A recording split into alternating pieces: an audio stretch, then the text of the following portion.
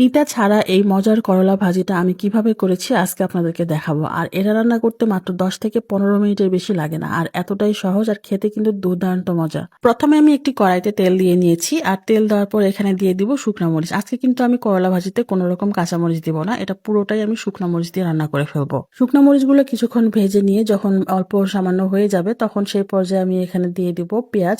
আর আজকে আমি কিন্তু পেঁয়াজের পরিমাণটা অনেক বেশি নিয়েছি, কারণ আমি করলার সাথে কোনো রকম আলু দিব না। এটা শুধু এই পেঁয়াজ আর শুকনা মরিচ দিয়ে ভাজি করব।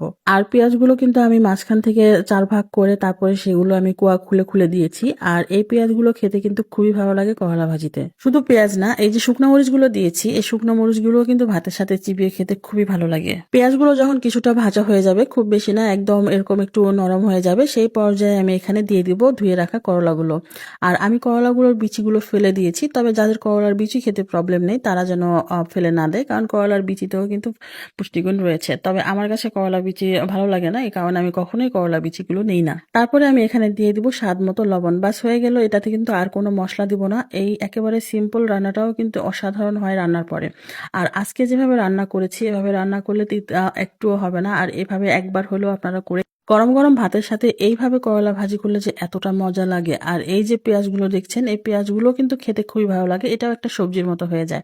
তো এভাবে করলা ভাজি কারা কারা করেন অবশ্যই কমেন্ট করে জানাবেন। আর যদি কখনো না দেখে থাকেন, এটা সেভ করে রেখে দেন, পরবর্তীতে যখন রান্না করবেন তখন কিন্তু এটা কাজে লাগবে। আর করলা ভাজি করার সময় কিন্তু আমি ঢাকনা দিইনি, এভাবে করলা ভাজি করার সময় ঢাকনা দিতে হবে না।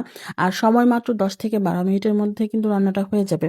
দেখতে পাচ্ছেন আমার রান্নাটা কিন্তু অনেকটাই হয়ে গেছে। আর আপনারা হয়তো দেখতে পাচ্ছেন যে এটা দেখতে সবুজ, হয়তো কাঁচা রয়ে গেছে, আসলে এটা এরকম না। আর এই রান্নাটা আমি কখনোই হলুদ ব্যবহার করি না।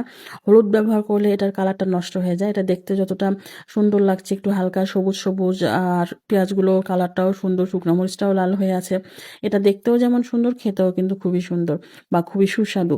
তো যেই হোক, এখানে আমি হলুদ ব্যবহার করি না। আর এভাবেই এই করলা ভাজিটা করি। আর এই করলা ভাজিটা কিন্তু অসম্ভব মজা, একবার হলেও করে খেয়ে দেখবেন। করলার একটা ভর্তা শেয়ার করেছিলাম, সেখানে একটা আপু কমেন্ট করেছিল যে আসলে করলা এত মুচমুচে করে ভাজি করলে সেখানে সব রকমের পুষ্টিগুণ থাকে না, এটা খাওয়ার চেয়ে না খাওয়া ভালো।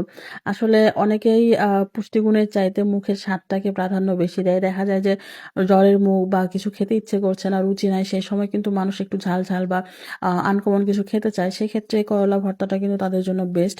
সেখানে পুষ্টিগুণ থাকবে না একেবারে, এটা কিন্তু ভুল কথা। তো যেই হোক, কে কিভাবে রান্না করে সেটা আলাদা ব্যাপার, আপনারা হয়তো অন্যভাবে খান, তো আমি মাঝে মধ্যে এইভাবেও খেয়ে থাকি। তো আমার রান্নাটা কেমন লাগলো অবশ্যই কমেন্ট করে জানাতে ভুলবেন না। আর যদি আমার রান্নাটা ভালো লাগে অবশ্যই পেজটাকে ফলো করবেন।